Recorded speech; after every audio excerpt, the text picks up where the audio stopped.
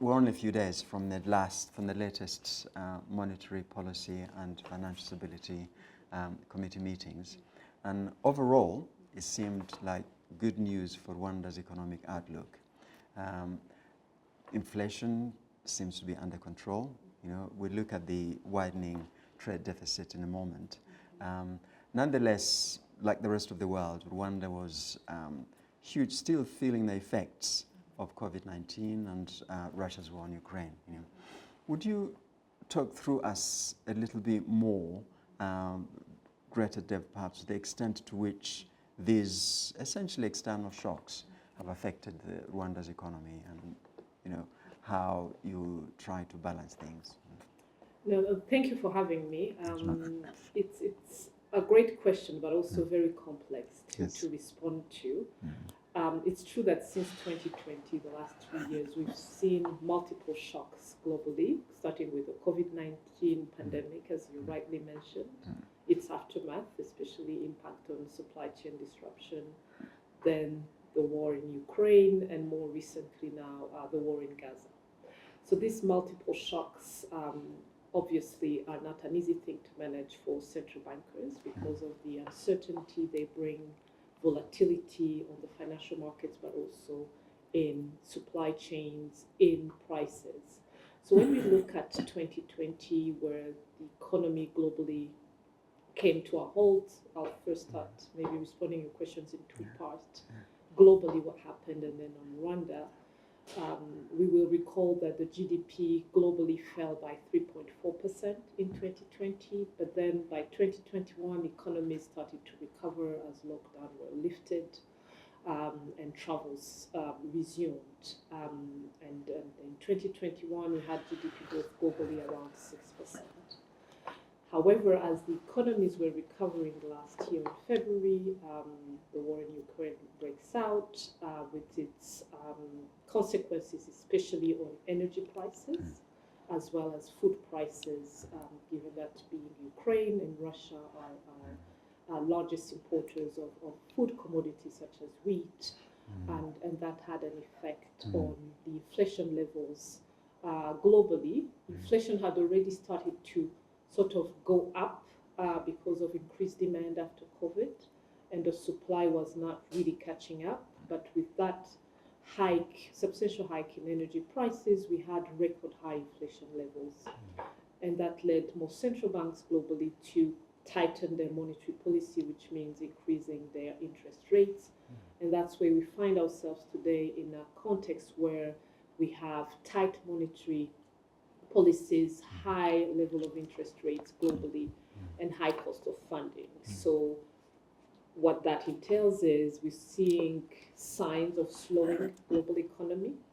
And for central bankers, those geopolitical tensions and changes are very hard to manage. Even in advanced economies, true inflation has gone down this year, but they are not yet at their inflation target. So we can project, and analysts project, that the tight monetary policies globally will remain as is for a while. And then that has an impact on Rwanda. On Rwanda specifically, the last 3 years, same as all the countries, our GDP contracted by around 3.2% in 2020, but we had a very fast recovery.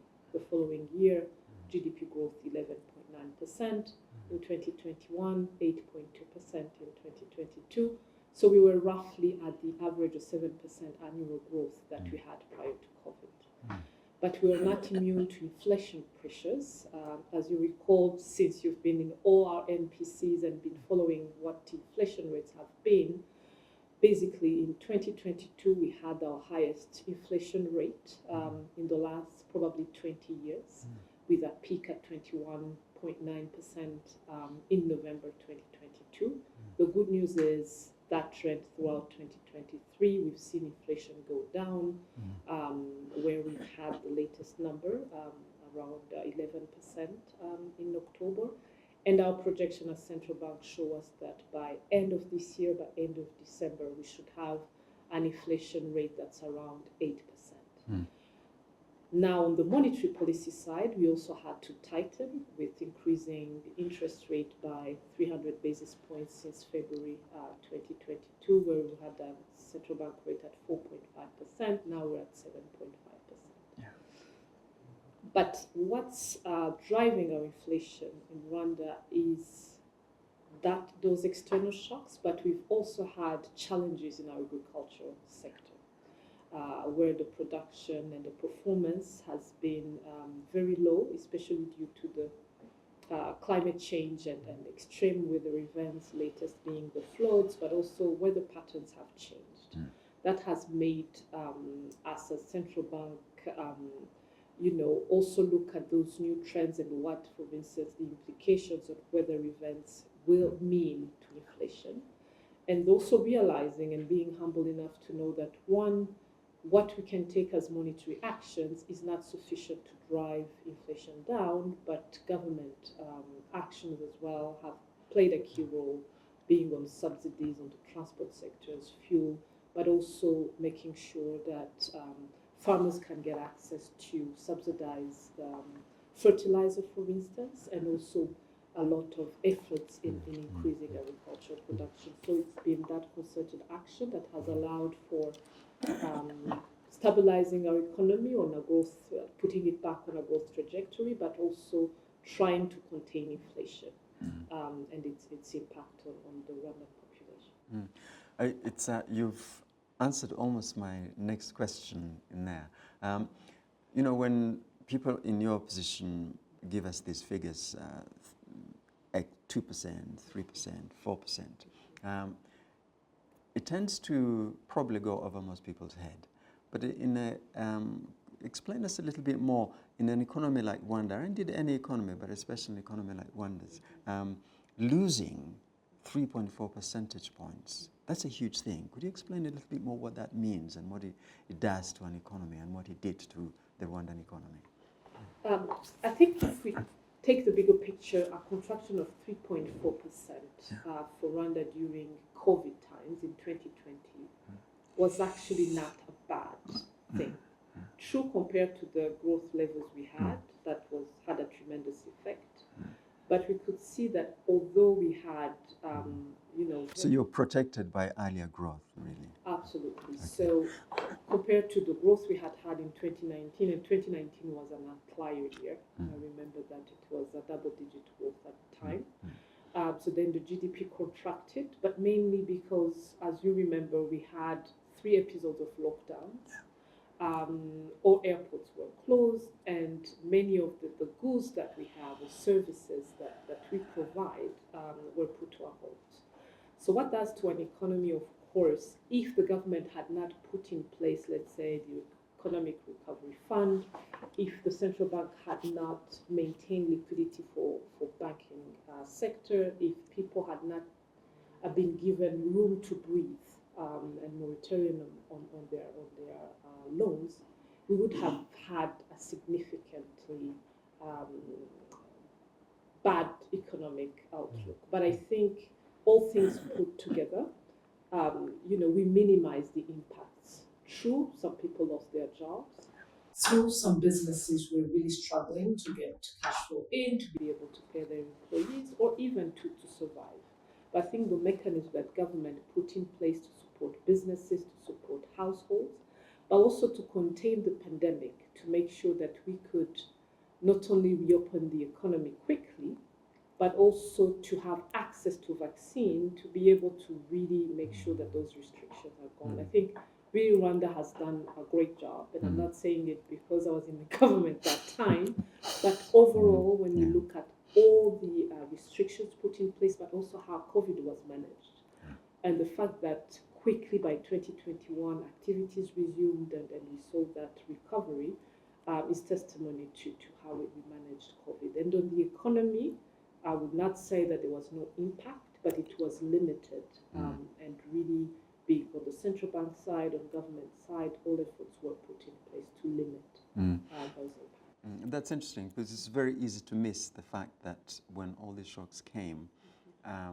the Farm Foundation helped a great deal. Otherwise, as you say, things would have been infinitely much worse. And so presumably that also has helped the recovery because you already were on a sound footing. I said you've almost answered the second question.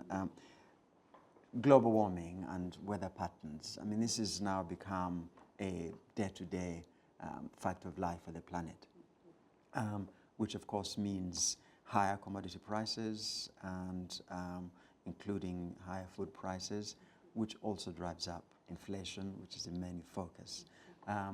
Now, it seems that you managed to put it fairly under control now, or maybe that's probably a little bit optimistic. You can correct me if I'm wrong on there.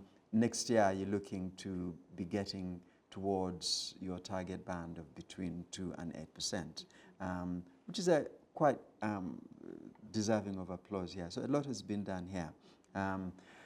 Has it all been mostly monetary policy, or has it been a mixture of some fiscal policy, as you may have mentioned? And would you explain how that mixture has worked to take advantage of the earlier sound economic basis to meet these new challenges? It's true. I think as we see emerging challenges on economic, that also puts pressure on even our forecasting and modeling. And climate change is one of those crises that we know it's not even a one-off. It's something we're going to have to live with. And hoping that the world can transition to the net zero emissions by 2050. We're in the middle of COP28. We know that it's going to be very difficult to limit global warming. So we have to accept that not only climate has changed, but it's also going to change from what we knew before. So how are we ready as a country to build the resilience of our economy? And as a central bank, to use all the tools we have, of course, in collaboration with government stakeholders, so that one, in our mandate, we limit, we maintain price stability, but also we look at the effects of climate change, even on the financial system stability. We can say that Rwanda has been very proactive, already being very driving environmental friendly policies long before even the Paris Agreement in 2015. We may recall that the banning of plastic bags, although it was not popular, 2008, was not seen as a priority. Today Nobody talks about it now. Yeah. Today we applauded for having taken these steps. But when we look economically as well, the fact that Rwanda was the first country in Africa to access the resilience and sustainability trust of the IMF, which gives us one opportunity to tap into those funds, the $200 million plus that we received, to be able to build resilience of our economy, starting with agriculture, but also to incorporate climate and climate change scenarios in our projection, being on the public finance management, the cost, for instance, of landslide and floods. This is something that probably 10 years ago would not have been considered in a budget of any country, let alone an African country. Now we have to. Secondly, we're also incorporating climate-related scenarios in our forecasting. Maybe not to be too technical, is to say what is the impact of, for instance, of climate change on the agricultural performance. We've had agriculture growing by 5-6% annually until 2020. Today we see that it's actually very low, 1.6% last year.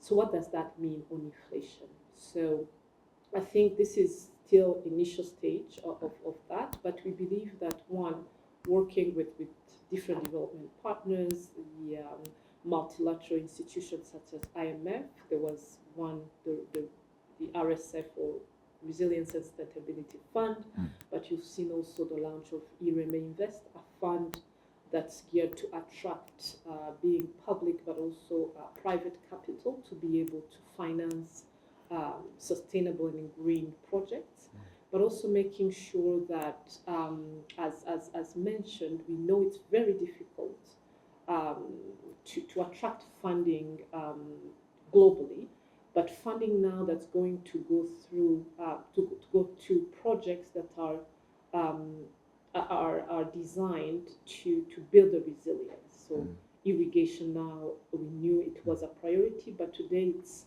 probably our way of survival if we are to have food security. We cannot rely on only rain. We have to protect our soil. We have to make sure that we also deliver on our commitment to reduce gas emissions, although we're not among the countries that pollute. But the effect of climate change, unfortunately, is unfair, and we are the receiving end. So I think, there are a lot of initiatives being taken to fight global warming, but there needs to be international cooperation. But as a country, it's up to us to build resilience. We are not maybe have a priority to transition towards net zero, meaning that we're closing industries that are polluting. We don't have many. But we can see that what's really going to cost us a lot is adaptation. How do we protect ourselves against extreme weather events? So this is a very, I would say, complex context to navigate for a central bank. But there are tools, in modeling, forecasting, and I think we are among the luckiest central banks because even at policy level, climate change and the fight against climate change is a priority. And secondly, also the understanding of what needs to be done, not only to equip our financial sector to be able to deal but also measure financial risks that are linked to climate change. Last week, we issued our first guidelines in terms of climate-related risk to our financial sector. Rwanda is working on its first ever green taxonomy that will allow investors that are sensitive to climate change to be able to see which sector we qualify as green, and also the project promoters to be able to know what criteria to meet to be able to access those funding. So I think we're in a good place because we are ready. And then to go back to your question of is the central bank's action the sole responsible, although I talked about it, I think it cannot be only central bank, especially in a developing economy as ours. We know that the transmission mechanism, and to explain, is the time it takes for our action when we raise interest rates to really translate into interest rates or reduce demand, which is what we want, or reduce credit. It doesn't always work that way, and our inflation, as I mentioned, is primarily driven by food prices, and that's very, that's not driven by, we could even hike up to 20% our CBR. It will never sort of have an impact directly on food. So we need really to collaborate closely with government, and in our role as economic advisor to government, wherever we've seen gaps and challenges in the different sectors, we've advised government accordingly, and we've seen that action is taken as well. We made the point that you've got inflation to next year is projected to be where you'd like it, between 2 and 8%. But of course, one should mention that depends on weather conditions. If they might throw a spanner in the works, and then you'd have to have a rethink. But you've mentioned the transmission mechanism. I think we've got to explain that a little bit more. As I understand it, it's an issue for most lesser developed economies, in the sense that you you do the research, you make the analysis, and then you make a decision. But then for that decision to be translated through the real economy takes time, because we're not where most advanced nations are, in the sense that most institutions are not plugged into the financial economy. Is that more or less what it is? Yeah. I think broadly you're correct. One, for transmission mechanism to be efficient, you have to have a very, very advanced capital markets, which we do not have yet as a developing economy.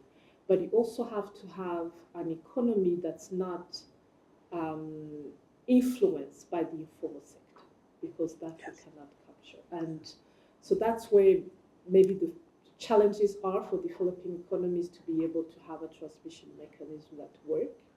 However, also we're not, only looking at the theory. What we do as well as central bank is that now we go also in the field and collect data, for instance, on prices in agriculture, and then try to project based on historical data, but also what we see.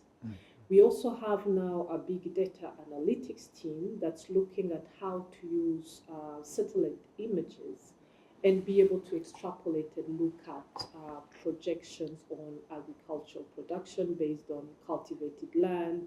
They can now measure, rainfall. It's very sophisticated, but I think sometimes as a developing country, you also catch up very quickly because you use technology and are able to sort of also master your economy, even the informal part of it. So I think, yes, it's very challenging, and it's not the monetary policy we probably people learn at school, because unfortunately it was designed by advanced economies. And I recall that when I started at the central bank, naively I asked our chief economist and monetary policy team whether we can have a homegrown monetary policy. I think they which seemed a perfectly sensible question to me. But when we look at all the different actions that are being taken, it's sometimes sort of maybe not traditional monetary policy, but what do we do to get as much data as possible to be able to project the evolution of prices and commodities, and then integrate that into models, and what can have been models then our experts use their judgment and their expertise to be able to really project inflation. And they've been doing a great job. I think really when you see what our projected inflation is vis-a-vis what is later published by NISR, we're not that far, but we're also cognizant of the uncertainty. So that's why we come back every quarter with new projections. And as you've seen in our last monetary policy committee statement, we also put risk to our projection. Climate change is one of them, and I think we can even copy-paste that for the next monetary policies. That's the reality we're in. But also take into account the geopolitical tensions. Wars breaking out. There can be some, trade conflicts between big powers, which are outside of our control, but we know they have an impact on prices of imported goods, energy, and food. As we're coming to a close, when one listens to central banks, economists, people like you giving these analyses, we're getting a summary of the greater depth that you understand. It would be helpful to have a little bit more of the gory detail on this one. One of the major issues, one of the major problems you have to deal with, especially on the smaller economy, less advanced economy, as I say, the trade deficit. So is there anything that can be done in some kind of mitigation, and how has it been for Rwanda in the last few quarters this year? And where are the main pressure points for the trade deficits, and what can be done about it? That's a very good question. Maybe structurally, we know we've had a trade deficit for a number of years, and it's something that's structural because we know, one, as a developing economy, even to develop our industries, for instance, that could manufacture what we import, we need machinery, we need raw materials. So it's not surprising that the import bill continues to grow. But there are different initiatives that have been put in place to promote exports, being exports of agricultural products, but also now manufactured products, and we've seen really a good progress there. But if we look at the numbers on the last quarter, from July to September, we had a narrowing trade deficit by 3.7%. I think trade deficit reduced because we had imports reducing by 3.1%. I want to make sure I'm giving you the right numbers. But exports also reduced by 3.8%. Why? imports was largely, driven by lesser imports of energy products, but also the prices. On exports, unfortunately, international prices of commodities that we export, being coffee, tea, but also the three T's minerals, the prices went down. But so we had good news, trade deficit reducing, but also bad news because exports are not continuing to grow. But we took also a look at the 9 months of 2023 from January to September, and unfortunately there we see that the trade deficit widened by 12%. That means that imports grew much faster than exports. And on the imports, it's energy, but also intermediate goods. So we can say, if you want to be optimistic, it's growth of import bill, but towards more goods that are going to be put in industries, manufacturing, in investments more than consumer goods. But it also puts pressure on foreign exchange reserves in an environment where the US dollars has appreciated tremendously, and where also we see that the Federal Reserve, because inflation is still higher than the 2%, continues, or at least maintaining very high rates. So we know that the US dollar will remain stronger over a number of months. I think some analysts yesterday, I was reading a newspaper that they're projecting that those rates might be high until probably the second half of 2024.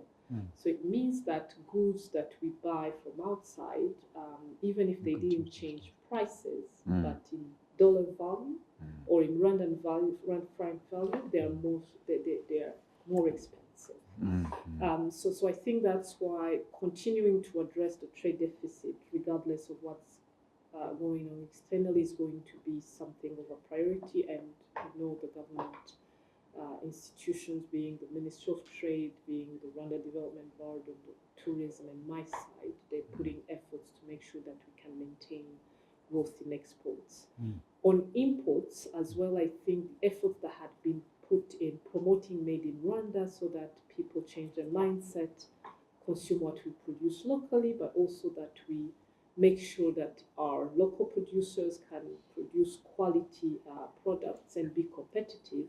That also will really be a game changer. And then we look at other, aspects. We are very happy to see that tourism have picked up almost at the pre-COVID level. We've seen increase of remittances from Rwandans abroad as well. But it's a journey. So we're hoping that all these efforts combined can contribute to at least stabilizing the trade deficit and not continue to widen. Well, according to John Maynard Keynes, if you look at things optimistically, apparently the economy goes in that direction. If you look at it pessimistically, it may well go in that direction too. So let's maintain the optimism. And in a way, I suppose you can see the good things in the trade deficit is that, ironically, the more the economy does well and people need materials to come in, then the more that the deficit widens. Even if you're doing fairly well on exports. So would it be fair to say that really for an economy like Rwanda, you can mitigate it, but you have to live with the fact that you will almost always have that trade deficit? I think if we look at the goods trade deficit, probably will take a little while to maybe minimize it. But on the services side, we've seen really, actually sometimes we have a positive balance where we export more services than we import.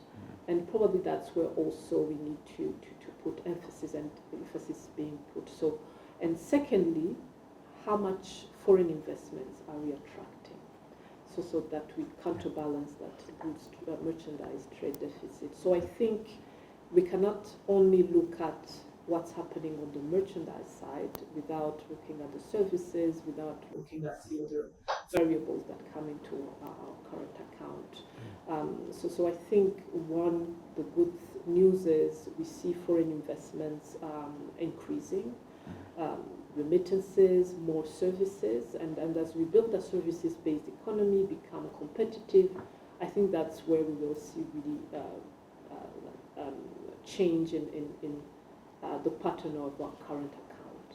Lastly, the fact that we've established an international financial center to be able to attract also more investment from financial institutions, have more funds that are registered here. I think that's something that also will boost in the medium term our foreign exchange results. Well, let's, staying with John Maynard Keynes, let's end on the optimistic note. I suppose, in an economy that has such a long way to go, and in a country where developmentally still has a long way to go, if things are done efficiently, as they seem to be in Rwanda, things will only get better. For instance, the transition mechanism will get better, and the know-how and the understanding of mitigations and global heating will also get better. So presumably, your work could conceivably get a little bit easier as things go on. So as a central banker, I think we need to be conservative, so Yes. not overly optimistic, because we always, I think, one of the few people who have been governors of two central banks, Mark Carney, both former governor of the Bank of Canada, former governor of the Bank of England, when asked what a central bank does, he said that broadly you can say that central banks are there to plan for failure. Yes. Meaning that you do your worst case scenarios. What if, probably we could not control inflation? What if we don't have an economic growth? And what if we have extreme weather events more frequently, but they're probably, the ones that insurance tend to plan on one event, that can happen once in every 100 years.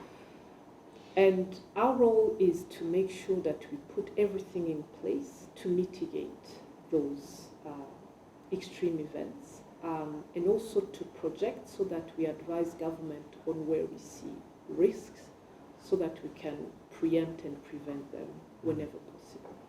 So I think the various things we've talked about on what government or Rwanda as a country is putting in place to adapt to climate change, mitigates its negative impact, is giving us, confidence that we at least know what's to come and how to deal with it. Maybe not fully, but we are committed to continue on that path. Secondly, we've, I think, built foundation for macroeconomic stability in spite of those global shocks.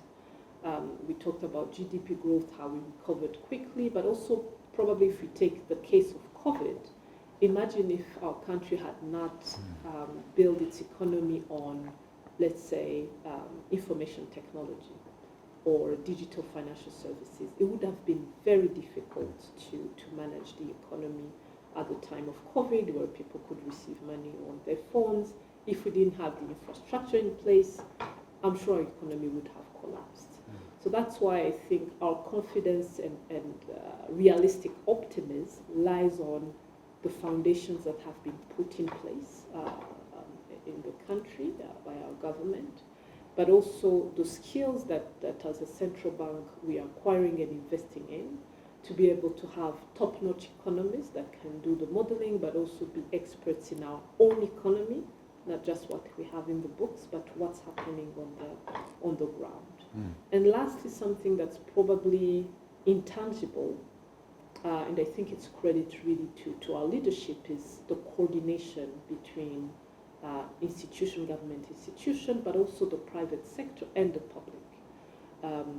I know we're not there yet, but as a central bank, we try to communicate as much as possible on what we see, be transparent enough. We don't sugarcoat because numbers don't lie, but we try to also make sure that we get feedback and the fact that we're sitting here and really we hope that your readers and audience can also give feedback. We know sometimes we talk into jargons and it's not easy to translate to the common people, non-economists, non-financiers.